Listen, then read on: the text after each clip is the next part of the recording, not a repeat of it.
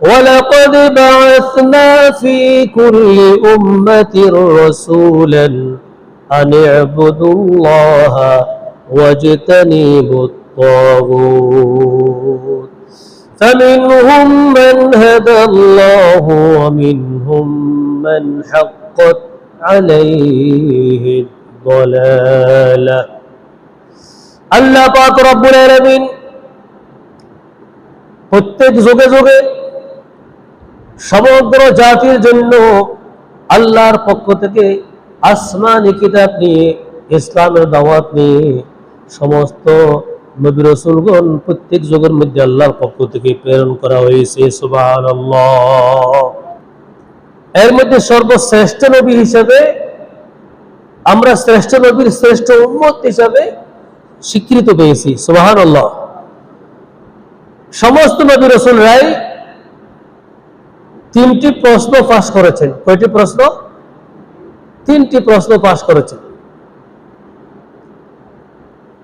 এর মধ্যে যদি কোনো পরীক্ষার্থী বার্ষিক পরীক্ষা হোক, আই পরীক্ষা, বি পরীক্ষা, মেট্রিক পরীক্ষা, সব পরীক্ষার মধ্যে প্রশ্ন করা হয়। যদি প্রশ্ন পাস হয় ও পরীক্ষাটা কি হয়ে যায়? ক্যান্সেল হয়ে যায়। ক্যান্সেল হয় না? পরীক্ষা প্রশ্ন পাস হলে ক্যান্সেল হয় না? পরীক্ষা ক্যান্সেল হয়ে যায় কেন? এই প্রশ্নগুলি পাস করা হয়েছে, জানিয়ে দেওয়া হয়েছে, এমনকি ওদের জন্য সরকারিভাবে পদক্ষেপ নেওয়া হয়, তোমরা কেন প্রশ্ন পাস করেছ? অথচ আল্লাহ পাক রব্বুল আলামিন সমস্ত নবী রাসূলদেরকে উদ্দেশ্য করে বলেছেন, ফি কুল্লি উম্মাতির রাসূলা, সমস্ত উম্মতের জন্য, সমস্ত জাতির জন্য তোমাদেরকে প্রেরণ করে দিচ্ছি, পাঠিয়ে দিচ্ছি। আল্লাহর পক্ষ থেকে মেসেজ নিয়ে যাও, ওদের সবাইকে পরকালের প্রশ্নগুলি ফাঁস করে দাও এবং পরকালের পথ দেখিয়ে দাও, সমস্ত অন্যায় কাজ থেকে ওদেরকে বাঁচিয়ে রাখো। সুবহানাল্লাহ। এই সমস্ত নবী রাসূলরাই আমাদেরকে এসে দাওয়াতটা জানাই দিলেন, আনি ইবাদুল্লাহ, আল্লাহর ইবাদত করতে হবে, আল্লাহর গোলামি করতে হবে, আল্লাহর দাসত্ব করতে হবে এবং পরকালের মধ্যে যখন যাওয়া হবে সেখানে তিনটি প্রশ্ন করা হবে। কয়টি প্রশ্ন? তিনটি প্রশ্ন করা হবে। মার রাব্বুকা ওয়া মান নাবিয়্যুকা ওয়া মা দীনুকা। মার রাব্বুকা ওয়া মা দীনুকা ওয়া মান নাবিয়্যুকা। এই তিনটি প্রশ্ন সমস্ত নবী রাসূলরা কি করেছেন? পাস করে দিলেন। এটা পরকালের প্রশ্ন, জানিয়ে দেওয়া হয়েছে।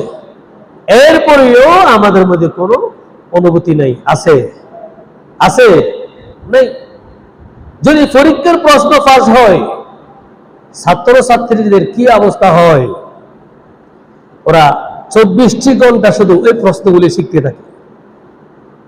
অথবা এমন একজন ব্যক্তি রয়েছেন খুবই অভিজ্ঞ, দক্ষ, ওদের কাছে গিয়ে আমরা বলি, ভাই আপনার কাছে খুবই অভিজ্ঞতা, ভালো অভিজ্ঞ সম্পন্ন ব্যক্তি, আমাকে কিছু প্রশ্ন দেখাই দেন, পরীক্ষার মধ্যে কোনটা কোনটা কোন প্রশ্নগুলি আসতে পারে একটু আমাকে জানাই দেন। আমরা ওইরকম ভাবেও জানিয়ে নি। আর যেগুলো দাগিয়ে দেওয়া হয় এগুলো আসতে পারে মার্ক চিহ্ন দিয়ে দেন। ওই প্রশ্নগুলি এমন ভাবে আমরা শিখি আর কোনো দিকে আমাদের মন থাকে না। অথচ আমাদের নবী, বিশ্ব নবী মুহাম্মদুর রাসূলুল্লাহ সাল্লাল্লাহু আলাইহি ওয়াসাল্লাম আজ থেকে 1500 বছর আগে বলে দিয়েছেন, আল্লাহ পাক রব্বুল আলামিন যখন পরকালের মধ্যে যাওয়া হবে তিনটি প্রশ্ন সর্বপ্রথম করা হবে, মার রাব্বুকা ওয়া মা দীনুকা ওয়া মান নাবিয়্যুকা। এই তিনটি প্রশ্ন করা হবে। এই প্রশ্নগুলি আমাদের সকলের জানা হয়ে গেছে, অথচ কিন্তু আমরা এগুলো প্র্যাকটিস করি নাই। আপনি মুখস্থ করেছেন, মার রাব্বুকা প্রশ্ন যখন করা হবে আপনি বলবেন রব্বি আল্লাহ, আমার রব একমাত্র আল্লাহ। ওয়া মা দীনুকা, ইন্না দীনা ইনদাল্লাহিল ইসলাম, ইসলাম ধর্মই হচ্ছে একমাত্র আল্লাহর প্রিয় ধর্ম। এগুলো আমাদের সকলের জানা আছে। এগুলো কিন্তু আপনাকে প্র্যাকটিক্যালি শিখতে হবে। আপনি যদি মনে মনে সমস্ত প্রশ্নগুলি জানেন, কিন্তু প্র্যাকটিস করেন নাই, দুনিয়ার মধ্যে থাকা অবস্থায় আমল করেন নাই, নামাজ পড়েন নাই কখনো, আল্লাহর দ্বীন সম্পর্কে আপনার কোনো ধারণাই ছিল না, নবীর মহাব্বত ছিল মনের মধ্যে, নবীকে ভালোবাসতেন, আশিকে রাসূল দাবি করতেন, কিন্তু কখনো নবীর সুন্নাত আপনি আদায় করতে পারেন নাই। এরপরে আপনি দাবি করেন আশিকে রাসূল। এই সমস্ত প্রশ্নগুলি, তিনটি প্রশ্ন আপনাকে প্র্যাকটিক্যালি যখন আপনি আমল করবেন, শিখবেন, এই পরকালের মধ্যে যাওয়ার পরে যখন আপনাকে এবং আমাকে কবরস্থানের মধ্যে রাখা হবে, রাখার পর যখন দাফনের কাজ শেষ করে যখন চলে আসব, তখন এই প্রশ্নগুলো যখন করা হবে, আপনার জবান দিয়ে এই প্রশ্নগুলি হঠাৎ করে বাহির হয়ে যাবে, সুবহানাল্লাহ, উত্তরগুলো বাহির হয়ে যাবে। আর যদি আপনি দুনিয়ার মধ্যে থাকা অবস্থায় এই প্রশ্নগুলি প্র্যাকটিস করেন নাই, নামাজ বলতে কখনো পড়েন নাই, আল্লাহর দ্বীন সম্পর্কে কখনো আপনি ধারণা রাখেন নাই, আল্লাহর দ্বীনকে মহাব্বত করেন নাই, আল্লাহর কোরআনকে মহাব্বত করেন নাই, ইসলামকে মহাব্বত করেন নাই, নবীকে মহাব্বত করতেন, নবীর সুন্নত জীবনও কখনো পালন করতে পারেন নাই। নবী বলেছে নামাজ ওয়াক্ত মতো আদায় করতে হবে, নামাজ যথাসময়ে আপনাকে আমাকে আদায় করতে হবে। কান্নাহা আখিরু সালাতিকা মিনাদ দুনিয়া, এমন ভাবে নামাজটা আদায় করতে হবে, এই নামাজটা আমার জীবনের শেষ নামাজ। সালাতুল মুয়াদ্দিন, এবং আদবের সহিত নামাজটা আদায় করো। আমরা নামাজটা আদায় করতে পারিনি ঠিকভাবে, নবীর সুন্নত পালন করো, মহব্বত করলে হবে না, আশিক রাসূল করলে হবে না, নবীর সুন্নত তোমার মুখের মধ্যে রাখতে হবে। এই নবীর সুন্নত মুখে রেখে, দাড়ির মুবারক রেখে আপনাকে এই সুন্নতের উপর বহাল থাকতে হবে, সুন্নতি পোশাক পরতে হবে, তখন আপনি বলতে পারবেন আপনি আশিক রাসূল। এখন যারা আশিক রাসূল হয়, দাড়ি সুন্দর করে সুন্নত মতো রাখার চেষ্টা করে, তারা হয়ে যায় জঙ্গি। আর যাদের দাড়ি নাই মুখের মধ্যে, তারা হয় আশিক রাসূল, অথচ নবীর আশিকও নাই, মহব্বতও নাই, সম্পূর্ণ উল্টো। নবীর সুন্নত পালন করলে জঙ্গি হয়ে যাবে, আর সুন্নত পালন না করলে আপনি সুন্নি কিভাবে হবেন, এটা আমার প্রশ্ন। এজন্য আল্লাহ যেভাবে বলেছেন সেইভাবেই আমাদেরকে চলতে হবে, সেইভাবে পালন করতে হবে। এই সুন্নতগুলো আমরা যদি আমল করতে পারি, পালন করতে পারি, পরকালের মধ্যে যাওয়ার পরে অবশ্যই এই তিনটি প্রশ্নের উত্তর আমাদের জবান দিয়ে বাইর হয়ে যাবে। না হয় জীবনও আপনার জবান দিয়ে কিচ্ছু বাইর হবে না, একটি শব্দ শুধু বাইর হবে, খা খালাদিরি, খা খালাদিরি, খা খালাদিরি। ও মুনকার নাকির ফেরেশতা, তোমরা কি বলো আমি বুঝি না, আমার সেই সম্পর্কে কোনো ধারণা ছিল না, আমি সেই সম্পর্কে কোনো আমল করতে পারি নাই, এবং এগুলো আমাকে বুঝেই বলো। আর যদি আপনি দুনিয়ার মধ্যে থাকা অবস্থায় আল্লাহর হুকুম মতে 5 ওয়াক্ত নামাজ আদায় করতেন, আল্লাহর কোরআনকে মহাব্বত করতেন, নবীকে মহাব্বত করতেন, ইসলামের বিধানকে যদি মহাব্বত করে থাকেন, আপনাকে কবরের মধ্যে রাখার সাথে সাথে যখন প্রশ্ন করার জন্য আসবেন, মার রব্বুকা, মার রব্বুকা, এই প্রশ্ন যখন করবে, আপনি ওদের মুখের দিকে তাকায় থাকবেন, কি বলেন ভাই এটা। এই প্রশ্নগুলো আপনি পরেই করতে পারেন। আমাকে প্রথমে একটু পানি দেন, আমি ওযু করব, সুবহানাল্লাহ বলে। আমাকে একটু কি দেন, পানি দেন, আমি ওযু করব। আপনি যদি দিনের বেলায় মৃত্যুবরণ করেন অথবা রাত্রের বেলায় মৃত্যুবরণ করেন, যখন দাফন করা হবে, ওই দাফনের সময় সে সময়কাল হবে আসরের নামাজের টাইম, সুবহানাল্লাহ। হাফিযু আলাস সালাতি ওয়াস সালাতিল উসতা, সুবহানাল্লাহ। আল্লাহর কোরআনে বলা হয়েছে, ও মুসলমান, ও ঈমানদার বান্দারা, নামাজ তোমরা যথাসময়ে আদায় করো, কিন্তু মধ্যবর্তী নামাজ যেটা তোমাদের উপর ফরজ করা হয়েছে আসরের নামাজ, এই আসরের নামাজটা খুবই গুরুত্ব দিয়ে আদায় করো, সুবহানাল্লাহ। কারণ দুনিয়ার মধ্যে থেকে যেদিন তুমি বিদায় নিবা, তোমাকে যেদিন দাফন করা হবে ওই কবরস্থান থেকে তোমাকে যখন আবার প্রশ্নবিদ্ধ করার জন্য যখন রূহ দেওয়া হবে ওই সময়কালটা হবে আসরের টাইম। সুবহানাল্লাহ। এজন্য ওয়াসতা, এই সময়টা, এই নামাজটা যত্ন সহকারে আদায় করো। সমস্ত ফেরেশতাগুলোকে বলা হবে, ও ফেরেশতারা আমাকে একটু পানি দাও, আমি ওযু করব, আসরের নামাজ আদায় করব। আসরের নামাজ শেষ করার পরে আপনারা আমার কাছ থেকে 3টি প্রশ্নের উত্তর খোঁজার জন্য আসবেন। সুবহানাল্লাহ।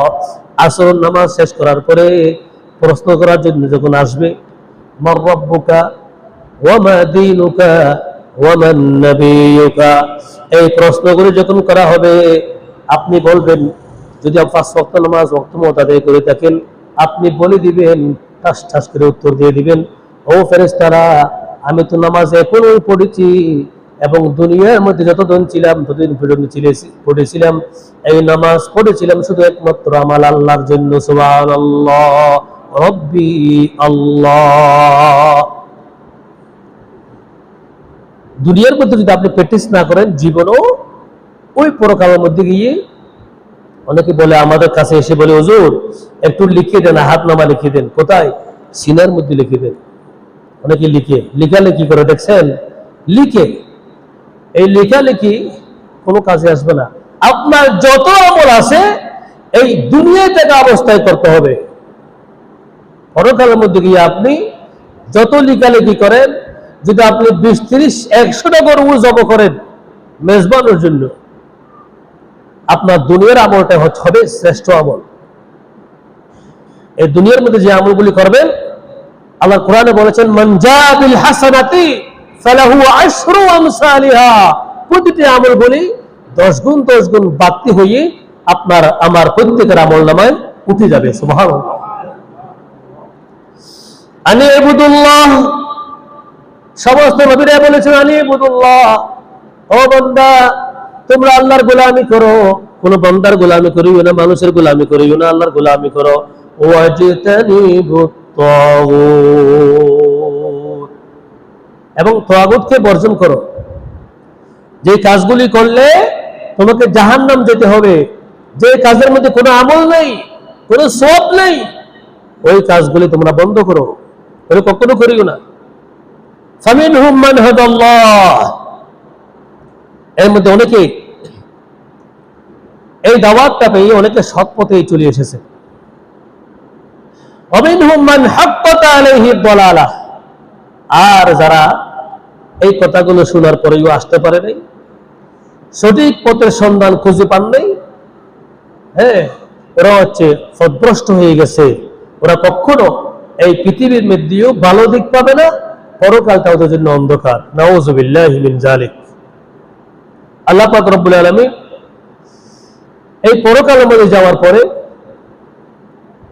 একটি রাস্তায় শুধু খোলা থাকবে, ওয়াসাদাকাতুল জারিয়াত। যদি আপনি ভালো লোক হয়ে থাকেন, তাও আপনি নামাজি হন, ভালো আমলদার হন, ঈমানদার হয়ে থাকেন, তাও ওদের জন্য সাদকায়ে জারিয়া থাকবে। যে অর্থাৎ আপনি মসজিদ নির্মাণ করেছেন, এই মসজিদের মধ্যে অনেকে নামাজ পড়বে, জিকিরও করবে, কোরআন তেলাওয়াত করবে, এই আমলগুলি আপনার সওয়াব আপনার আমলনামায় প্রত্যেকদিন ওয়াসাদাকাতুল জারিয়াতুন নিয়মিত যাবে। সুবহানাল্লাহ। তাও আপনি যদি ঈমানদার হয়ে মরতে পারেন, আর আপনি সাদকায়ে জারিয়া উপলক্ষে আপনার পথের মধ্যে কালভার্ট করেছেন, ব্রিজ করেছেন, টিউবওয়েল বসায় দিলেন অসহায় এতিম মিসকিনদের জন্য, ওটাও যাবে আপনার আমলনামায়। সুবহানাল্লাহ।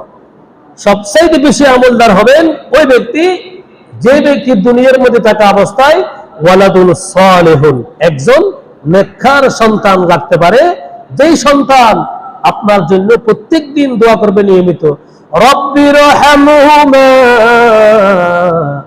কামা রব্বায়ানি সগীরা, বলেন রব্বিরহামহুমা কামা রব্বায়ানি সগীরা। সুবহানাল্লাহ।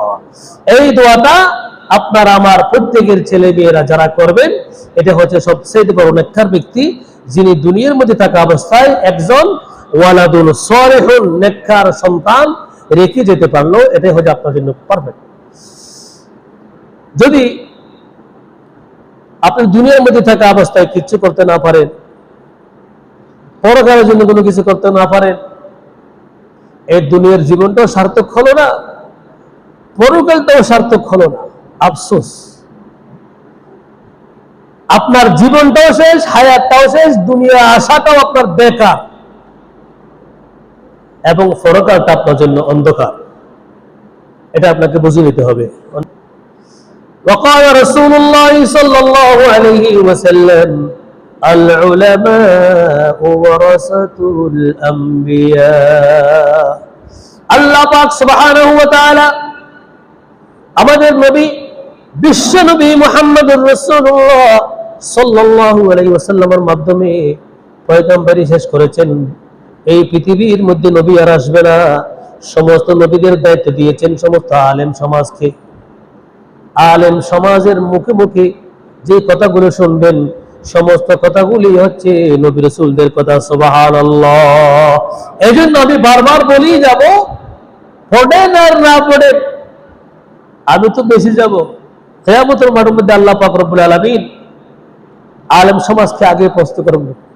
দুনিয়ার মধ্যে আগে আপনারা করতেন উদ্বোধন করার জন্য, খাবার দাবার, অফিস আদালত সবকিছু, মসজিদের ইমামতি সবখানে আলেমদেরকে আগে দিয়েছে না পিছিয়ে দিয়েছেন? আগে দিয়েছেন। কিয়ামতের মাঠের মধ্যেও আল্লাহ পাক রব্বুল আলামিন বলবেন, ও আলেম সমাজ তোমরা আগে আসো, তোমাদের প্রশ্ন আগে হবে। দুনিয়ার মধ্যে মানুষকে হেদায়েতের কথা বলেছিলে, ইসলামের কথা বলেছিলে, নাকি নিজের জীবন তওয়াক্কা করার জন্য, নিজের জীবন বাঁচানোর জন্য এবং নিজের রিজিকটা বৃদ্ধি করার জন্য আলোচনা করেছিলে? এই প্রশ্নের উত্তরগুলো দাও।